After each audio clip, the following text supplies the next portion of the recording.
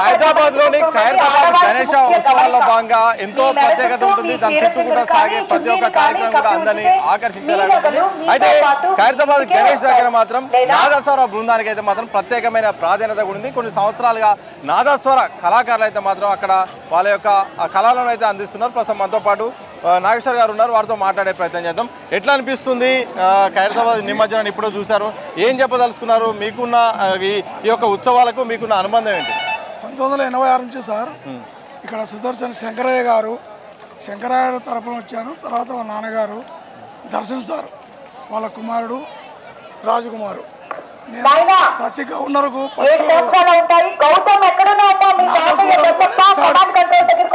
రోజు ఉదయం నేను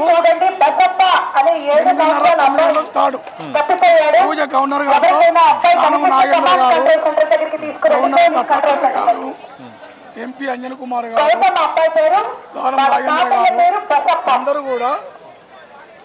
అందరూ కూడా పూజకు పాల్గొంటారు. దాంట్లో నేను నాదస్వర ప్రత్యేకతగా నన్ను పిలిచి రాజకుమార్ గారు అందరికీ స్వాగతం నాదస్వరం వాయిస్తారు. మన రేవంత్ రెడ్డి గారు కూడా వచ్చారు. ఆయన కూడా ఒక 12 మందిని పెట్టి చాలా చక్కగా ఇక్కడ వాళ్ళు కాదు కడప కర్నూలు కళాకారులు ఎన్నుకొని ప్రతి సంవత్సరం ఆయనకు దగ్గర 500 మంది శిష్యులు ఆయన కూడా ఇక్కడ వాయిస్తాడు. ఈ సంవత్సరం అనుకారణల వల్ల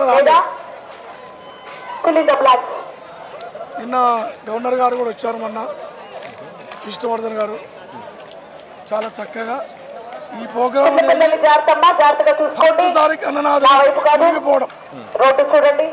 39 ఏళ్లలో గణపతి పూర్తిగా మొన్నడం ఇదే నేను చూడండి సార్.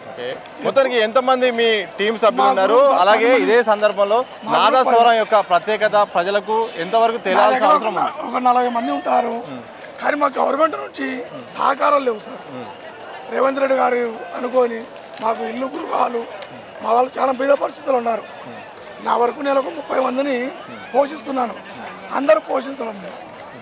గవర్నమెంట్ తరఫున మాకు ఏదన్నా మీ టీవీ నైన్తో కూడా నేను అక్కడ చర్చలో రోషయ్య గారు ఉన్నప్పుడు నేను అక్కడ పాల్గొన్నాను. రోషయ్య గారు టీవీ నైన్తో వచ్చేసి మాట్లాడి చాలా సహకారం చేశాడు.